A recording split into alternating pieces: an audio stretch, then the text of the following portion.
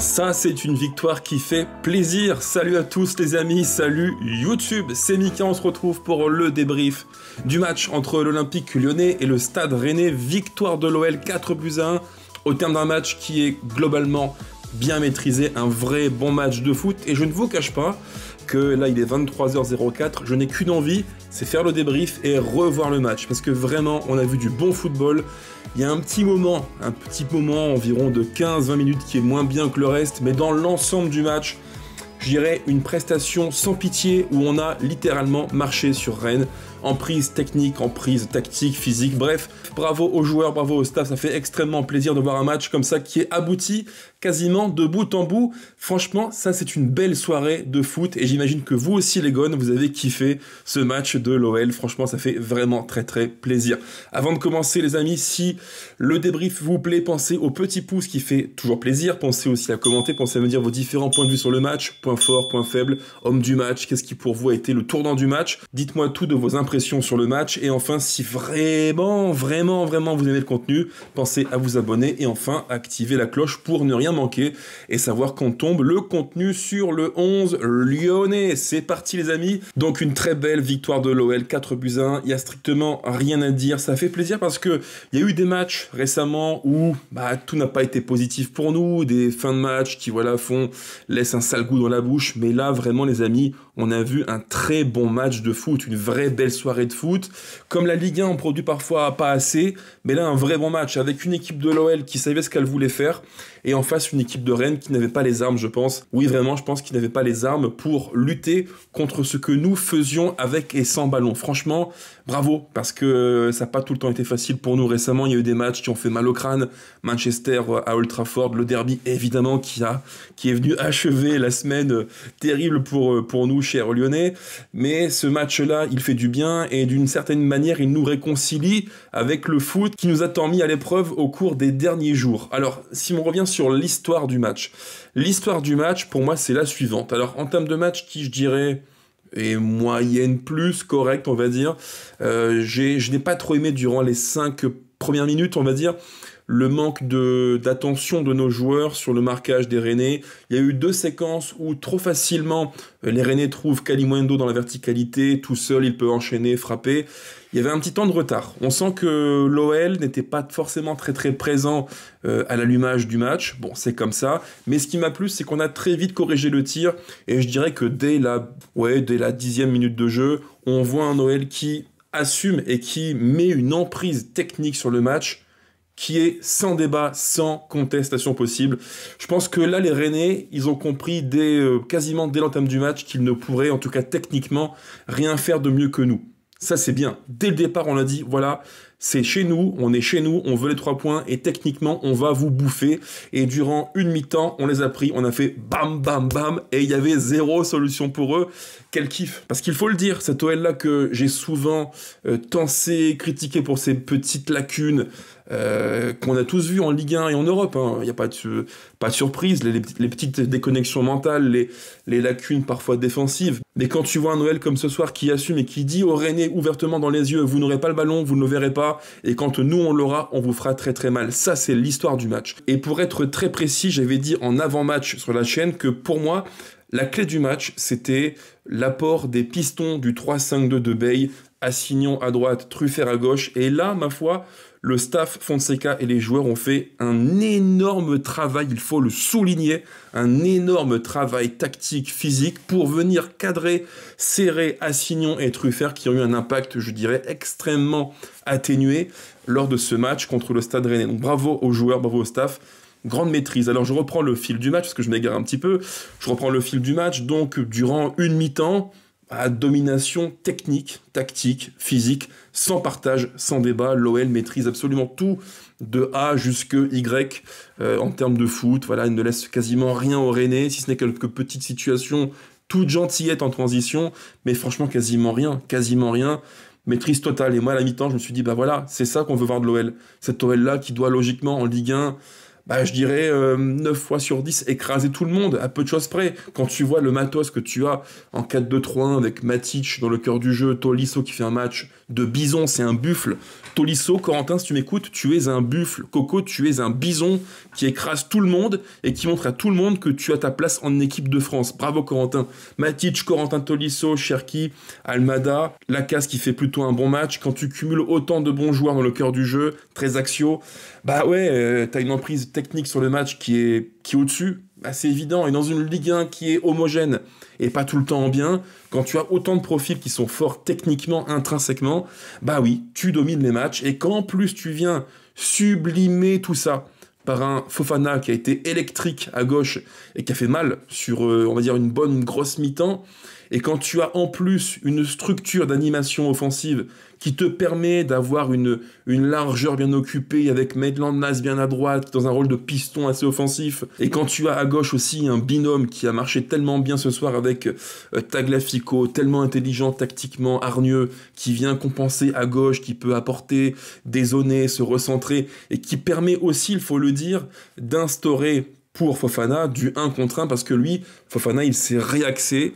il s'est rapproché de Jacquet. Et quand tu as Fofana qui te propose sur une mi-temps 3, 4, 5, 6 appels profondeur quand il va attaquer l'espace, tôt ou tard, ça fait la diff. Fofana, je fais écho à un tweet de Sofiane de Winamax que je trouve vraiment très pertinent sur le sujet. Sofiane dit, pour faire simple, quand tu as Fofana qui va te faire une prise de l'espace une fois, 2 fois, 3 fois, 4 fois, peut-être qu'il y en aura 2 ou 3 qui vont échouer, mais au bout de la xème, la 4e, 5e, ça va marcher. Et tu auras tout le temps une solution dans la profondeur.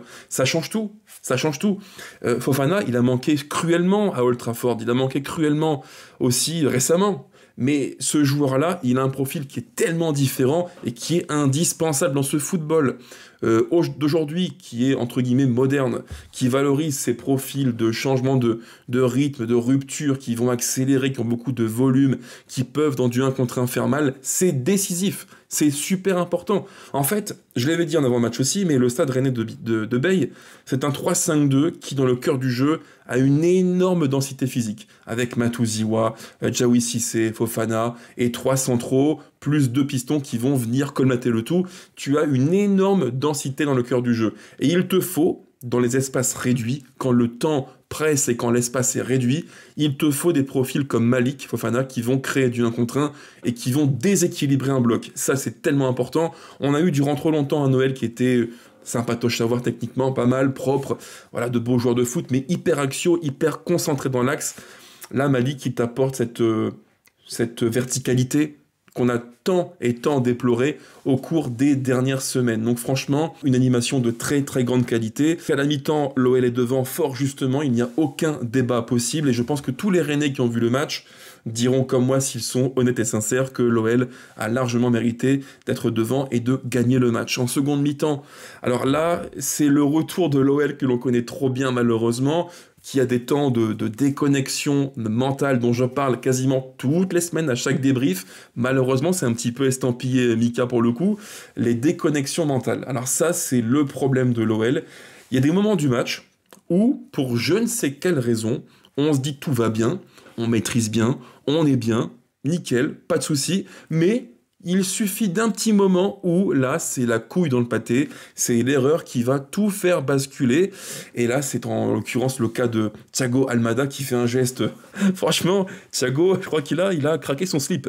Il a littéralement craqué son slibard, il a fait n'importe quoi, une passe plein axe, à mi-hauteur, une passe vraiment injouable dans nos 16 mètres, devant les cages de Lucas Perry, avec une densité rennaise folle, avec je crois 4 ou 5 Rennais près des cages de Lucas. C'est vraiment un geste qui n'a aucun sens d'un point de vue situationnel. Ça n'a aucun sens. Pourquoi prendre un tel risque à 3-0 ? Tu remets les Rennais en confiance, tu leur offres le but, Meïté qui finit bien l'action, 3-1 pour l'OL, et là, pas manqué. Le temps de déconnexion mentale se produit, comme je vous l'ai dit, et durant, je dirais, un bon quart d'heure, 20 minutes, on voit un Noël qui recule beaucoup, subit beaucoup, qui sort beaucoup moins bien les ballons, un Noël qui n'arrive plus vraiment à se projeter, et quand il le fait devant, eh bien la case est vraiment isolée, on fait tout moins bien, techniquement c'est plus brouillon, et on subit, et je pense que là, Fonseca s'est dit, attention, il y a eu Manchester, les flashbacks du Vietnam, les flashbacks de Old Trafford. Il y a eu le derby aussi qui a fait très mal au cervelle. Et je pense que là, Fonseca et le staff se sont dit, non, ce coup-ci, nous ne ferons pas les mêmes erreurs. Donc, changement rapide, il a vite opéré du coaching. On a Tolisso qui sort et entrée de Tessman qui fait une belle entrée, il faut le dire, Tessman, il fait une belle entrée. Techniquement, il a soulagé l'équipe, il s'est projeté aussi. Franchement, bien Tessman, rien à dire. Et dans la foulée, environ un quart d'heure après, Fonseca fait rentrer Miko Tadze plus Verretou, et les deux ont fait aussi du bien dans des registres différents. Miko, à peine il est rentré, là c'est l'instant de grâce qui fait du bien à toutes les têtes. C'est l'action de grâce avec Ryan Cherki qui rentre du côté droit dans l'axe et qui, subtilement, comme Fekir l'avait fait à l'époque contre le PSG à Gerland, donne un super ballon piche-net, bien senti, que seul lui peut voir en fait. C'est le seul joueur, je dirais, alors peut-être pas en Europe, mais en Ligue 1, c'est l'un des seuls qui peut sentir ça. Il faut vraiment avoir une vision périphérique du jeu pour se dire qu'à ce moment-là du match, après tant d'efforts et de courses et de jeux, c'est ça qu'il faut faire. Il n'y a que lui qui le voit, c'est à sa droite, c'est quasiment instinctif, c'est la classe. Voilà, c'est la classe. Et pour moi, cette image, elle restera l'une des très très belles et marquantes images de la saison. Ryan Cherki, brassard, capitana au bras droit, qui repique dans l'axe et qui vient comme ça délivrer un caviar sur caviar sur caviar. Ryan, si tu m'écoutes, Ryan, s'il te plaît, on ne peut pas comme ça arrêter l'histoire. Il faut qu'elle ait encore une continuité, un prolongement. Je pense qu'il y a un monde dans lequel tu vas porter haut et fort nos couleurs rouge et bleu l'an prochain, comme leader technique, comme leader de vestiaire avec ce brassard que tu portes tellement bien autour du bras. Ryan, c'est ton club, c'est chez toi, il faut que tu restes. Je veux encore et encore des matchs comme celui-ci où tu donnes caviar sur caviar, tu ne t'arrêtes plus. Franchement, quel plaisir, quel joueur. Moi qui étais si dur avec lui il y a maintenant 2, 3, 4 ans, où je trouvais qu'il était immature dans le jeu et parfois irréfléchi, ce que fait Ryan aujourd'hui, c'est sensationnel. Vraiment, c'est waouh, c'est magnifique, vraiment magnifique. Donc voilà, je dirais que le coaching de Fonseca fait grand bien. Son coaching met fin à ce trou d'air d'environ 15-20 minutes. On ne leur a laissé aucune chance, que des miettes. On a pris leur tête, on l'a mise sous l'eau. On leur a dit non, stop, c'est chez nous, on prend les points. À 2-1, on veut le 3-1. À 3-1, on veut le 4-1. À 4-1, on en veut encore plus, on veut gagner. On veut aller en Ligue des Champions. Ça, c'est l'esprit, la mentalité, le caractère que j'aurais aimé voir dans des matchs de la semaine décisive à Old Trafford et aussi lors du derby. Dans ces moments chauds, j'aurais aimé voir ça, ce type de comportement de winner, de vainqueur, de gens qui veulent gagner et qui veulent renverser le cours du jeu. Parce que oui, à 3-1, il y a les flashbacks du Vietnam, il y a les flashbacks d'Old Trafford, il y a les flashbacks de la grosse tête de Maguire. On n'était pas à l'abri de ça, mais j'ai vu du caractère et le coaching de Fonseca. Là, il faut le dire aussi, bravo au coach. Son coaching a fait la différence. Au final, sur l'ensemble du match, si on reprend tout le match du début à la fin, j'avais dit en avant-match que ce Rennes-là, une équipe très compacte, que Habib Beye a su équilibrer, il faut le dire aux amis rennais qui écoutent la vidéo, le débrief, votre équipe, elle est cohérente. C'est pas une équipe folichonne, comme je l'ai dit, c'est pas brillant, c'est pas un foot qui me met en extase. Mais par contre, ce que fait Rennes, c'est cohérent. Voilà. Des joueurs disciplinés qui appliquent un plan de jeu simple et efficace, 3-5-2, l'apport des pistons, Assignon à droite, Truffert à gauche. Dans le cœur du jeu, des profils de joueurs assez physiques qui vont courir, faire les efforts. Fofana, Matouziwa, Djaoui Cissé.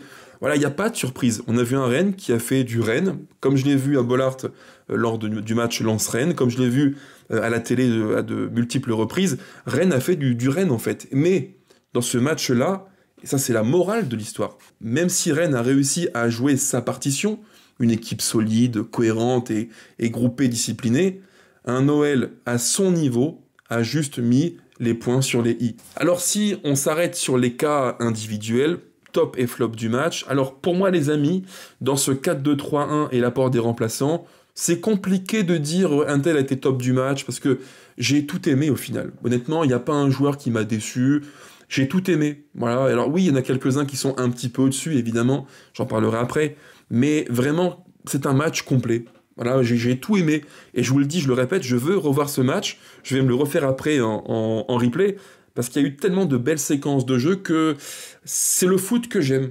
Et dans ce foot que j'aime, bah oui, on peut dire que, par exemple, Cherki, c'est un virtuose, c'est quelqu'un qui peut, comme ça, parce qu'il a l'affinité footballistique, ballon au pied, et il a ce rapport au ballon qui est tellement extraordinaire. Oui, Ryan, top du match, mais moi j'ai un top du match encore plus, je pense, plus important, mais plus discret, on va dire. J'ai adoré ce qu'a fait Hensley Maitland-Niles. Parce que je l'avais dit avant le match, l'apport des pistons côté rennais, notamment Assignon à droite, qui est un TGV qui va très vite, qui n'est pas un joueur très fort dans le 1 contre 1 pour dribbler, mais un joueur qui va tout le long du match, du début à la fin, pilonner, pilonner, pilonner. Ça, on le savait, je l'avais dit en vidéo, et Maitland-Niles a été d'une intelligence, d'une rigueur et d'une agressivité qui a fait mal. En fait, si l'OL a réussi à, entre guillemets, contrôler ce que fait de bien Rennes, c'est d'une part grâce au plan de jeu, mais surtout grâce aux prestations individuelles de grande qualité.